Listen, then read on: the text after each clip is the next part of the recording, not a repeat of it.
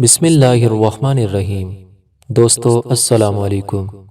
YouTube channel دلچسپ video میں ایک اور نئی دلچسپ ویڈیو کے ساتھ حاضر خدمت ہیں۔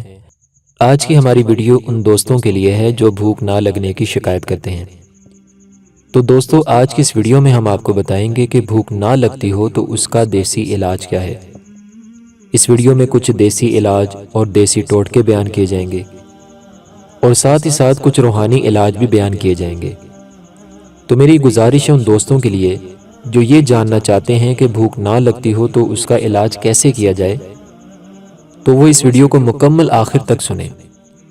انشاءاللہ تعالی ویڈیو مکمل دیکھنے کے بعد نہ صرف آپ کا معدہ درست ہوگا بلکہ آپ کی بھوک بھی چمک اٹھے گی۔ مگر ویڈیو شروع کرنے سے پہلے ہم آپ سے گزارش کرتے ہیں کہ اگر آپ ہمارے چینل پر نئے ہیں یا ابھی تک آپ نے ہمارے چینل کو سبسکرائب نہیں کیا تو ویڈیو کے نیچے لال رنگ کے بٹن کو دبا کر ہمارے چینل کے سبسکرائبر بن جائیں اور ساتھ دیے گئے گھنٹی کے بٹن کو بھی دبا دیں تاکہ آپ کو ہماری نئی آنے والی تمام ویڈیوز کو نوٹیفیکیشن مسلسل ملتا رہے۔ دوستو اللہ تعالیٰ ہی حقیقت میں شافی الامراض یعنی بیماریوں سے شفا دینے والا ہے۔ سبھی جانتے ہیں کہ بعض اوقات بڑے بڑے ماہر طبیب بہتر سے بہترین دوائیں دیتے ہیں، مگر مرض بڑھتا گیا جوں دوا کی کہ مصداق مرض میں مسلسل اضافہ ہوتا ہے اور بالآخر مریض دم توڑ دیتا ہے۔ مسلم شریف کی حدیث پاک کا مفہوم ہے، سرکار صلی اللہ علیہ وآلہ وسلم ارشاد فرماتے ہیں، ہر بیماری کی دوا ہے، جب دوا بیماری تک پہنچا دی جاتی ہے تو اللہ کے حکم سے مریض اچھا ہو جاتا ہے۔ دوستو یقیناً بڑھاپے اور موت کے سوا ہر بیماری کا علاج ہے۔ ہاں یہ بات الگ ہے کہ کئی امراض کا علاج ڈاکٹرز اب تک دریافت نہیں کر پائے، لہٰذا یہ کہنے کے بجائے کہ فلاں مرض کا علاج نہیں ہے، مناسب یہ ہے کہ یوں کہا جائے ہمارے پاس اس بیماری کا علاج نہیں، یا ڈاکٹرز ابھی تک اس مرض کا علاج دریافت نہیں کر سکے۔ بہرحال رب ذوالجلال چاہے تو دوا شفا کا ذریعہ بنے، ورنہ عین ممکن ہے کہ وہی دوا موت کا سبب بن جائے۔ اور یہ بھی اکثر دیکھا جاتا ہے کہ ماہر ڈاکٹر کی طرف سے ملنے والی درست دوا کے باوجود کسی مریض کو منفی اثر ہو جاتا ہے اور وہ دوا اسے ریئیکشن کر جاتی ہے اور مزید بیمار یا معذور فوت ہو جاتا ہے، اور بعض اوقات لوگوں کی جہالت کے باعث بیچارے ڈاکٹر کی شامت آ جاتی ہے۔ حدیث پاک کا مفہوم ہے، جب اللہ تعالیٰ کسی بیمار کی شفا نہیں چاہتا تو دوا اور مرض کے درمیان ایک فرشتے کے ذریعے آڑ کر دیتا ہے، جس کی وجہ سے دوا مرض پر واقع نہیں ہوتی۔ جب شفا کا ارادہ ہوتا ہے تو وہ پردہ ہٹا دیا جاتا ہے، جس سے دوا مرض پر واقع ہو جاتی ہے اور شفا بھی حاصل ہو جاتی ہے۔ امت کی خیر خواہی بڑے ثواب کا کام ہے، جیسا کہ جامع صغیر کی حدیث پاک کا مفہوم ہے، خیر الناس انفعہم للناس، یعنی بہترین شخص وہ ہے جو لوگوں کو فائدہ پہنچائے۔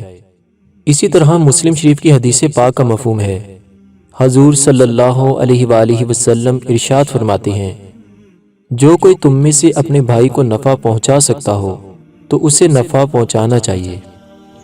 دوستو یاد رکھیے گا کہ معدہ بیمار ہونے کی پہچان یہ ہے کہ 6 گھنٹے سے پہلے اگر کھانا نکل جائے تو تب بھی معدہ بیمار ہوتا ہے، اور اگر 24 گھنٹے سے زیادہ وقت تک خارج نہ ہو تب بھی سمجھ لیں کہ معدہ بیمار ہے۔ جوڑوں کا درد پیٹ کی ہوا روکنے کا نتیجہ ہوتا ہے۔ جس طرح نہر کا چلتا پانی اگر روک دیا جائے تو نہر کے کناروں کو نقصان ہوتا ہے اور کنارے ٹوٹ کر پانی بہنے لگتا ہے، اسی طرح پیشاب کے روکنے سے جسم کو نقصان ہوتا ہے۔ دوستو بھوک نہ لگتی ہو تو اس کے 2 علاج ہیں۔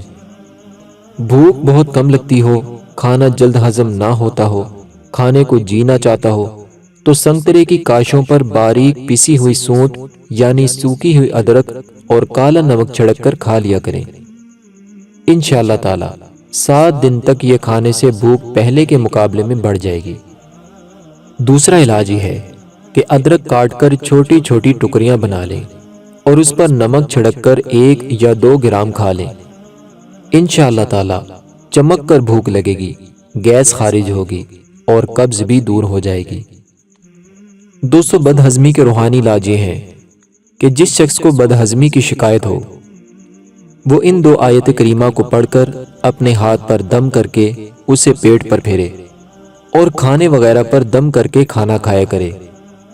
انشاءاللہ تعالی بدہضمی کی شکایت دور ہو جائے گی۔ دوستو آیت کریمہ یہ ہے جو کہ پارہ 29 سورۃ المرسلات کی آیت نمبر 43 اور 44 ہے۔ ترجمہ قرآن ہے، کھاؤ اور پیو رچتا ہوا اپنے اعمال کا صلہ، بے شک نیکوں کو ہم ایسا ہی بدلہ دیتے ہیں۔ بدہضمی کا دوسرا روحانی علاج یہ ہے کہ امام کمال الدین دمیری رحمۃ اللہ علیہ بعض علماء کرام سے نقل کرتے ہیں، جس نے کھانا زیادہ کھا لیا اور بدہضمی کا خوف ہو وہ اپنے پیٹ پر ہاتھ پھیرتا ہوا 3 مرتبہ یہ کہے، اللیلۃ لیلۃ عیدی یا کرشی ورضی اللہ عنہ سیدی ابی عبداللہ القرشی۔ اس کا ترجمہ مفہوم یہ ہے کہ اے میرے معدے، آج کی رات میری عید کی رات ہے اور اللہ تعالیٰ راضی ہو ہمارے سردار حضرت ابو عبداللہ قرشی سے۔ دوستو یہ ابو عبداللہ قرشی ہاشمی اکابر اولیاء مصر سے ہیں اور حضور غوث پاک کے زمانے میں 16-17 سال کے تھے، اور ان کا انتقال 6 ذوالحجہ 599 ہجری کو بیت المقدس میں ہوا۔